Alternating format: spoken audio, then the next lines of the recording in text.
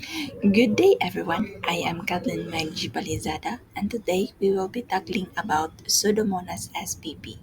Pseudomonas is a genus of gram-negative bacteria belonging to the family Pseudomonadeaceae. In the class Gamma Proteobacteria, the 348 members of genus demonstrate a great deal of metabolic diversity and consequently are able to colonize a wide range of niches and hosts.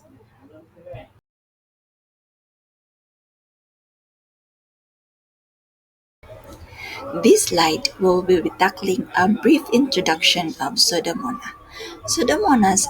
Are helpful bacteria commonly found in soil, water, and on plant surfaces. Some species like Pseudomonas fluorescens, Pseudomonas chlororhabis, and Pseudomonas protegens are especially important because they protect plants from harmful diseases and help them grow better. These bacteria are called BCAs or biocontrol agents since they naturally fight plant pathogens, reducing the need for chemical pesticides and supporting healthier crops. Pseudomonas are highly adaptable biocontrol bacteria that suppress plant diseases through several mechanisms. Their use in sustainable agriculture is increasing as studies show they can boost crop resilience and reduce the need for chemical pesticides. Good day everyone, I'm Roland Porras and today let's talk about the fascinating history of Pseudomonas spp. The biocontrol potential of Pseudomonas was first explored in 1970s when researchers observed disease suppression in crops treated with fluorescent pseudomonads. Over time, their role expanded from simple antagonist to complex multitasker capable of producing antibiotic, cyberpores, and enzymes to inhibit pathogens. So in this junction, let's talk about the uses of Pseudomonas species as biocontrol agents. So it manages plant diseases through antibiotics, competition, and the inducing systemic resistance. They are treat to wide range of soil and leaf-borne pathogens found in the rhizosphere. So examples are the Pseudomonas fluorescens, Siren J, Butida, and Chlororhabis, and also the protogens. So first is the Pseudomonas fluorescens, which is used as aid for plant growth. Target pests and pathogens include Fusarium, Rhizoctonia, Phyton, bacterial wilt, and some insects. So its mode of actions includes antibiotics, lytic enzymes, siderophore, competition, and the induces systemic resistance or the ISR, and feed insecticidal factors. Second is the Pseudomonas syringae, which some of the non-pathogenic strains are used for post-harvest biocontrol. The target pests and pathogens are the fruit rots on apple and other produce. So mode of actions also includes the antibiosis, competition, and ISR or the systemic induces systemic resistance. Third is the Pseudomonas chlororhabis, which is a treat for soil-borne diseases applied either through seed or the soil. Target pests are the Fusarium, Rhizoctonia, Verticillum, and the root-knot nematodes. Mode of actions includes antifungal antibiotics, the elytic enzyme, the volatile organic compounds, the induces systemic resistance, and competition, and it also has fit insecticidal genes. Fourth is the Pseudomonas butida, which is pair control as a plant growth promoting Rhizobacterium or the PGPR. Target pests and pathogens includes botrytis cinerea, bean rust, tomato foliar disease, and mode of actions are antibiosis, hydrolytic enzymes, competition, and the ISR or the induced systemic resistance. Fifth is the Pseudomonas protogens, which target fungal pathogens and insect pests.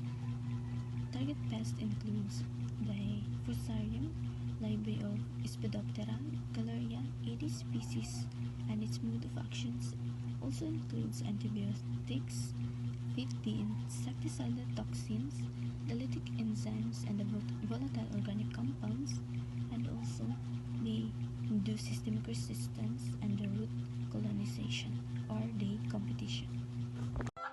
So this is the current trends of Pseudomonas sp. According to the crop variety S. and Gregorio G. 2023, highlighted a research, a study published in Frontiers in Microbiology, explore the use of Pseudomonas pathogens in wet crops. So researchers found that inoculation with this strain increased wet yield by 15%, reduced fusarium infection by 60%, and enhanced soil microbial diversity and activated plant defense, gives link to salicylic acid and jasmonic and pathways.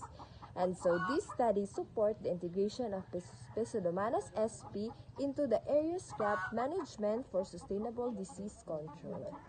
So good day everyone. I am here to discuss about the advantages and disadvantages of our topic which is Pseudomonas spp. So I am Rinaldo Pipientel Jr. So the advantages of our topic is have plant growth promotion. They can act as plant growth promoting rhizobacteria, enhancing nutrient availability and producing plant hormones that stimulate plant growth. And also, our topic can serve as biocontrol agents. They naturally suppress plant diseases by producing a wide array and antimicrobial compounds like lytic, enzyme, antibiotics, and cytophores that inhibit the plant growth or the growth of the harmful pathogens rather. And number three is bioremedication. These bacteria can degrade various organic and inorganic pollutants, including pesticides, heavy metals, and oil derivatives, making them effective for cleaning contaminated environments. And lastly, it can adaptability. Their genetic versatility and ability to thrive in diverse ecological niches, including harsh conditions, make them robust candidates for this application. And next is the advantages of Pseudomonas spp, which is the human pathogens. So, P. aeruginosa is a leading cause of healthcare associated infection, including pneumonia, urinary tract infection, and bloodstream infection, particularly among M compromised compromised patients. And number two is antibiotic resistance. A major concern is their intrinsic and acquired resistance to many antibiotics. In their they can form biofilms that further protect them from treatment and host immune response, leading to high morbidity and mortality. So the third one is persistence. They can survive for extended period of in dry, inanimate surfaces in hospital environment, contributing to the spread of infection through contaminated formats. And lastly is virulence factors. They produce various toxins and enzymes that damage host tissues and invade the immune system, contributing to the severity of infection. That's all. Thank you. To conclude, Pseudomonas species play an important role in sustainable agriculture. Their natural ability to suppress plant diseases, combined with their adaptability, makes them effective tools for integrated pest management. With continued research and improved formulations, they hold strong potentials to enhance crop protection across diverse farming systems in an eco friendly way.